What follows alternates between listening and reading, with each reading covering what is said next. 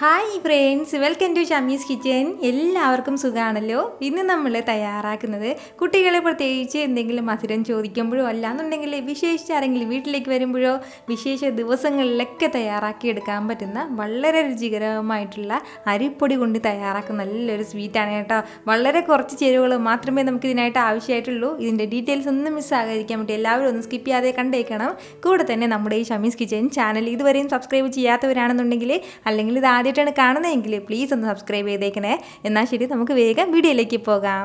ഇതിന് വേണ്ടിയിട്ട് ഫസ്റ്റ് നമുക്ക് വേണ്ട കാര്യം എന്താണെന്ന് വെച്ചാൽ, ഞാനിപ്പോൾ ഇതുപോലെ ഒരു കടായി ഒന്ന് അടുപ്പത്തേക്ക് വെച്ചിട്ടുണ്ട്. അത് നല്ലതുപോലെ ഒന്ന് ചൂടായി വരുമ്പോഴത്തേക്കും ആദ്യം നമുക്ക് വേണ്ടതാണ് 1 കപ്പ് അളവിൽ അരിപ്പൊടി. അപ്പോൾ ഏത് അരിപ്പൊടി വേണമെങ്കിലും നമുക്ക് എടുക്കാവുന്നതാണ്. ഞാനിപ്പോൾ പച്ചരിപ്പൊടി വറുത്തതാണ് എടുത്തിട്ടുള്ളത്. വറുത്ത അരിപ്പൊടിയിലും വറുക്കാത്ത അരിപ്പൊടിയിലും നമുക്ക് തയ്യാറാക്കി എടുക്കാവുന്നതാണ്. അപ്പോൾ ആ അരിപ്പൊടി നമുക്ക് ഇതിലേക്ക് ഒന്ന് ചേർത്ത് കൊടുക്കാം. നമ്മളിത് തയ്യാറാക്കി എടുക്കാൻ വേണ്ടിയിട്ട് ഇതുപോലെ മെഷർമെൻറ്റിൻ്റെ കപ്പ് തന്നെ വേണമെന്നില്ല. ചെറിയൊരു ബൗളാണെങ്കിലും കുഴപ്പമൊന്നുമില്ല. ആ ബൗളിൽ തന്നെ ആയിരിക്കണം ബാക്കിയുള്ള ചേരുവകൾ നമ്മൾ എടുക്കേണ്ടത്. ഇനി വേണ്ടത് ഫ്ലെയിം ഒന്ന് മീഡിയത്തിൽ നിന്നും ഒരല്പം കൂടി കുറച്ച് വെച്ച് കൊടുത്തതിന് ശേഷം ഇതുപോലെ ഒന്ന് വറുത്തെടുക്കണം. വറുക്കാത്ത അരിപ്പൊടിയാണെന്നുണ്ടെങ്കിൽ കുറച്ച് കൂടുതൽ സമയം നമ്മൾ ഇതുപോലെ ഒന്ന് വറുത്ത് നന്നായിട്ടൊന്ന് മൂപ്പിച്ചെടുക്കേണ്ടതായിട്ട് ആവശ്യമുണ്ട്. അതല്ലാന്നുണ്ടെങ്കിൽ സാധാരണ നമ്മൾ റെഡിമെയ്ഡായിട്ട് വാങ്ങുന്നതൊക്കെ ആണെന്നുണ്ടെങ്കിൽ അത്രയും സമയത്തിൻ്റെ ആവശ്യമില്ല. പ്രത്യേകം ശ്രദ്ധിക്കേണ്ട കാര്യമാണ്, ഫ്ലെയിം മീഡിയത്തിൽ നിന്ന് ഒരല്പം തന്നെ കുറച്ച് വെച്ചിരിക്കണം. ഒരുപാട് ഫ്ലെയിം വെച്ചിട്ട് നമ്മൾ വറുക്കാൻ വേണ്ടി നിൽക്കരുത്. എങ്കിൽ പിന്നെ ഇതിൻ്റെ കളർ, അതായത് നല്ലതുപോലെ ചൂട് തട്ടുന്ന ഭാഗം പെട്ടെന്ന് ബ്രൗൺ കളറിലേക്ക് മാറും. അതിൻ്റെ പേരിലാണ് വളരെ കുറച്ച് ചേരുവകൾ മാത്രം വെച്ചിട്ട് എന്നാൽ വളരെ ടേസ്റ്റിയിൽ നമുക്ക് കിട്ടുന്നതാണ് കേട്ടോ. ഇത് ചെറിയൊരു ഫ്ലെയിമിൽ വെച്ചിട്ട് ഏകദേശം ഒരു 3-4 മിനിറ്റോളം നമ്മൾ നന്നായിട്ടൊന്ന് വറുത്തെടുക്കണം. ഇതിപ്പോൾ വറുക്കാൻ തുടങ്ങിയിട്ട് ഏകദേശം ഒരു 3 മിനിറ്റോളം ആയിട്ടുണ്ട്. അപ്പോഴത്തേക്കും നമ്മുടെ മാവെല്ലാം നല്ലതുപോലെ ചൂടായിട്ട് വന്നിട്ടുണ്ട്. അപ്പോൾ ഈ ഒരു സമയം പിന്നെ ഇനി നമുക്കിതിലേക്ക് ചേർത്ത് കൊടുക്കേണ്ട അടുത്ത കാര്യമാണ് ഒരു 1/4 കപ്പ് അളവിൽ നെയ്യും കൂടി. പശുവിൻ നെയ്യാണ്. അപ്പോൾ നെയ്യ് മസ്റ്റായിട്ടൊന്ന് ചേർത്തേക്കണം കേട്ടോ. നെയ്യിൻ്റെ ആ ഒരു ടേസ്റ്റ് ഒരു പ്രത്യേക ടേസ്റ്റിൽ തന്നെ ആയിരിക്കും കിട്ടുന്നത്. നെയ്യിന് പകരം നമുക്ക് സാധാരണ എണ്ണയൊന്നും ചേർക്കാൻ പറ്റില്ല. നെയ്യ് ചേർത്തിട്ട് തന്നെ നമ്മളിതുപോലെ ഒന്ന് തയ്യാറാക്കിയെടുക്കണം. നെയ്യ് ചേർത്ത് കൊടുത്തതിന് ശേഷം വീണ്ടും നന്നായിട്ട് നമ്മളിതുപോലെ ഒന്ന് ഇളക്കി മിക്സ് ചെയ്ത് കൊടുക്കണം.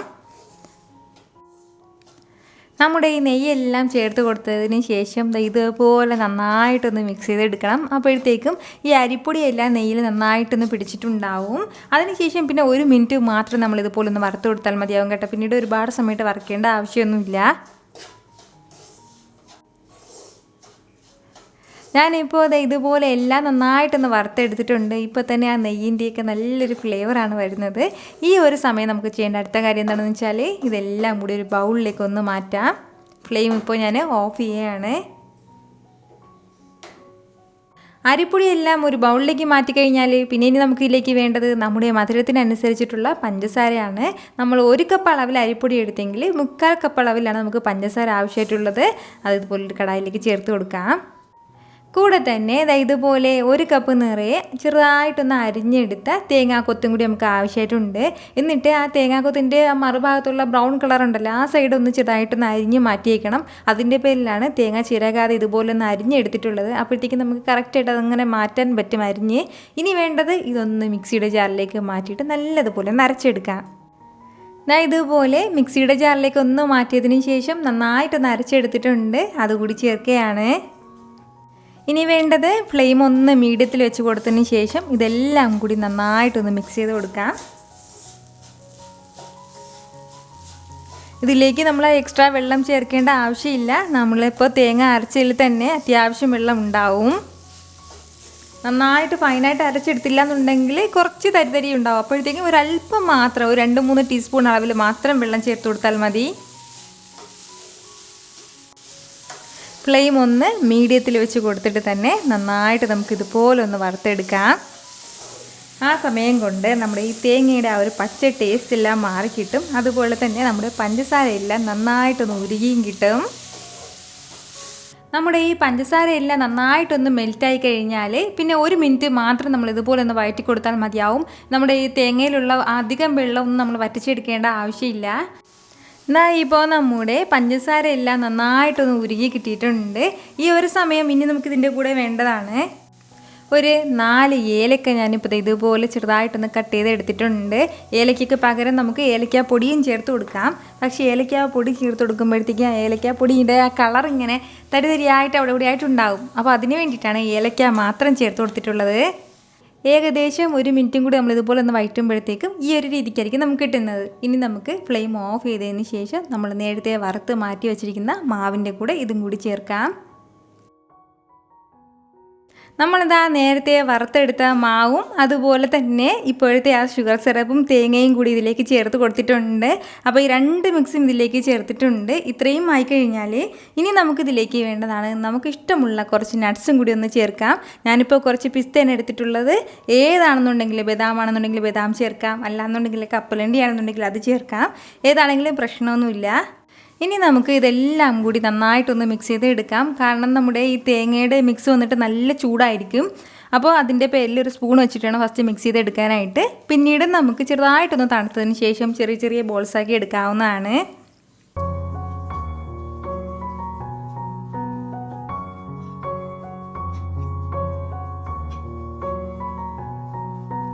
ഞാനിപ്പോൾ ഇതുപോലെ നന്നായിട്ട് ഇതെല്ലാം കൂടി ഒന്ന് മിക്സ് ചെയ്ത് എടുത്തിട്ടുണ്ട്. അപ്പോൾ ഇപ്പോൾ അത്യാവശ്യം നല്ലതുപോലെ ചൂടുണ്ട് കേട്ടോ. അപ്പോൾ അതിൻ്റെ പേരിലാണ് ചെറിയ നനവോടുകൂടി ഇരിക്കുന്നത് നമ്മുടെ ഷുഗർ സിറപ്പിൻ്റെയൊക്കെ.